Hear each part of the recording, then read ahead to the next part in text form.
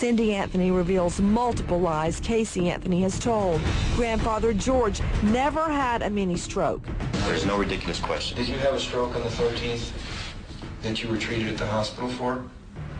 No. I'm curious where you got that at. I'll shed the light on it for you. You don't look as if you've had a stroke last month. Let's put it this way. A few years ago, I thought I almost did because I did get placed. But that was, what, 3 years ago? Just before I had my knee replacement and stuff like that. But your daughter, it seems, has a pattern of if she's made a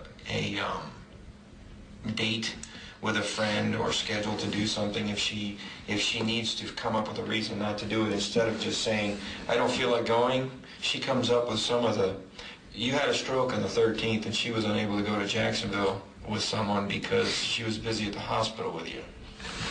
So it's always on the extreme. And that's extreme, all right. Yeah. Because if I had a stroke, I wouldn't be sitting here talking to you guys. I mean, let's put it this way. If I was, this would be sort of like a miracle, so I would have... I still have to ask. Oh, I know. This is getting so bizarre. This is just unbelievable. George and Cindy were no longer getting a divorce, and Caylee Anthony stole money from her parents and grandparents. Stolen money from Mom. I've been a bad daughter. She said I've stolen money from you. I've been untrustworthy. And she goes, and maybe I have been a bad mother, a daughter, and sister. Cindy Anthony even questions whether Caylee has a job, asking Amy, where does Caylee work? Well, Amy says Universal Studios. Cindy also claims Caylee is an unfit mother and vows she plans to seek legal custody of little Caylee. She said that she was worried. She hadn't seen Caylee. She hadn't talked to Caylee in over a month. Caylee kept saying she's fine. She's with the nanny. And she pretty much, said that she thought Caylee was an unfit mother, and that if this goes on much longer, that she would sue for custody of Caylee if it got to that. Why did she think she was an unfit mom? The going out, the partying. She, I don't know if you guys have seen the picture of Caylee and the American flag. That's from the no clothes party that we went to in May. She pretty much shoved that picture that she had printed it off from a computer in her face and said, "You're at work, huh?" Because that was the night that she had been watching Caylee, and Caylee had said she was at work. And it was the going out, that the was partying. The no clothes party? Yes. So she was with the mom at the no clothes party? Yes. Then we learn both Cindy and George Anthony scared to open Caylee's car trunk. That was when they picked it up from the tow yard. They were both terrified. Caylee was dead inside. When I first saw you that night, when I first came to your house, there was a mention of the car, and there was a mention of what you smelled in the car. Do you remember what you told me? I believe that there's something that was dead back there. And I hate to say the word human. I hate to say that. When I first went there to pick up that vehicle, I got within 3 feet of it, I could smell something. You look up and you say, please don't let this be. Please don't let this be. Because I'm thinking of my daughter and my granddaughter first. I glance in the car on the passenger side. I see her seats there. I see some other stuff around in it. As I walk around to the driver's side and put the key in it, I said, please don't let this be what I think it is. 7:30 p.m. that night, Amy leads Cindy straight to Caylee Anthony at boyfriend Tony Lazzaro's apartment. What happened was I was just sitting there with my roommate, Nathan. We were playing video games, and Caylee was sitting there at the couch also on the laptop. And then all of a sudden, there was a knock on the door, and I said, come in, and there was Amy just standing there with a miserable face, and we all looked confused. And then Caylee then proceeded to go outside, and me and my roommate went back to playing video games. Then I would say about a half hour later, Caylee and her mother, Cynthia Anthony, came to the door. Caylee stormed in and looked like she was in tears. And her mom said, "Get your things. You're coming with me." And Caylee said, "No, I'm coming back." She said, "Okay, but I'm coming back." And she goes, "No, get all your things." A mother-daughter confrontation ensues outside the apartment, with Cindy demanding Caylee lead her to Caylee. Caylee repeatedly insists Caylee's fine and with a nanny. Getting nowhere, Cindy Anthony forces Caylee into the car. The blow-up continues in the car, with grandmother Cindy confronting the top mom about all the lies and the horrible smell in the car.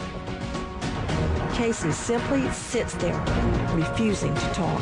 Mrs. Anthony confronted Caylee about a lot of those lies in the car, and she pretty much sat there.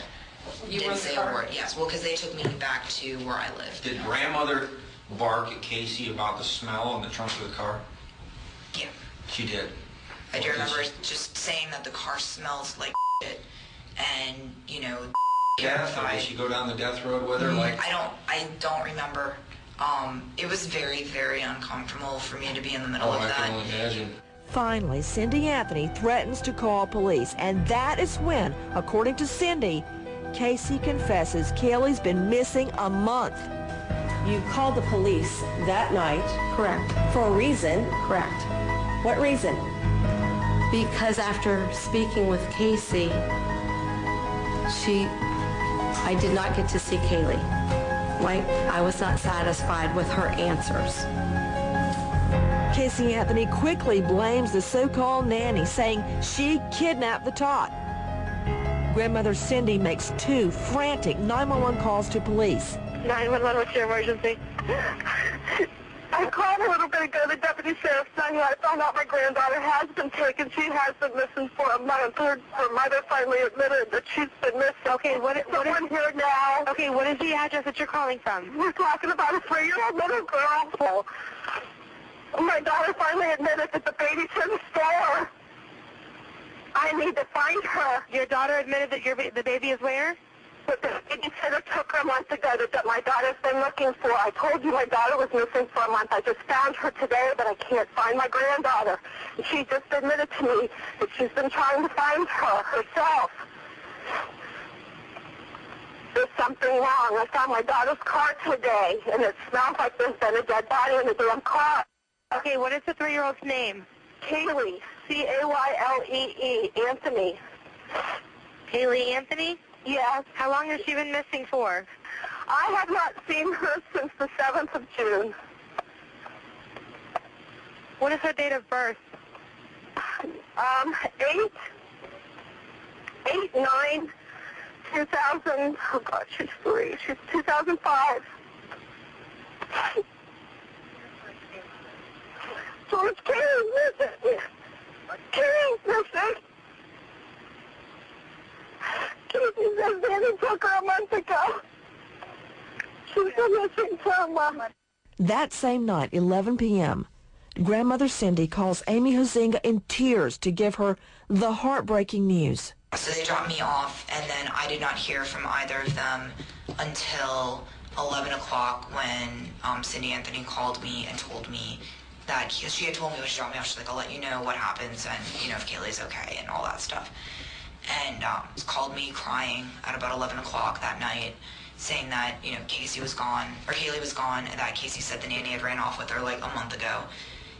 And, you know, that's the first I heard of that story. But she called me from her cell phone at 11 o'clock on the 15th. Meantime, Caylee Anthony reaches out to numerous friends to report Caylee's been missing over a month. Next, more on the critical first 24 hours of the Caylee Anthony investigation.